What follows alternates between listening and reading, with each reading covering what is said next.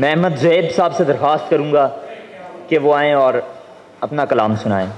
तो मुझको दाद के बदले गले लगा लेते, तो मुझको दाद के बदले गले लगा लेते, अगर ये शेर मेरी उम्र से बड़ा लगा था। भाई आदाब दोस्तों, पहले तो उर्दू अदब फाउंडेशन और सिदरा क्रीम को जश्न उर्दू पर मुबारकबाद। मैं साहिब सदर की इजाज़त से कुछ इशारे पेश करता हूँ कि अजल के हाथ ना ये खूबसूरती लग जाए।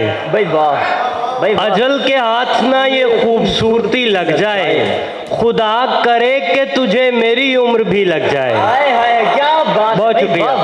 अजल के हाथ ना ये खूबसूरती लग जाए, खुदा करे कि तुझे मेरी उम्र भी लग जाए। वबाए हिज्र की इन बेकिनार रातों में, वबाए हिज्र की इन बेकिनार रातों में, हमारा दिल नहीं लगता तो आँख ही लग जाए। भाई वाह वाह वाह।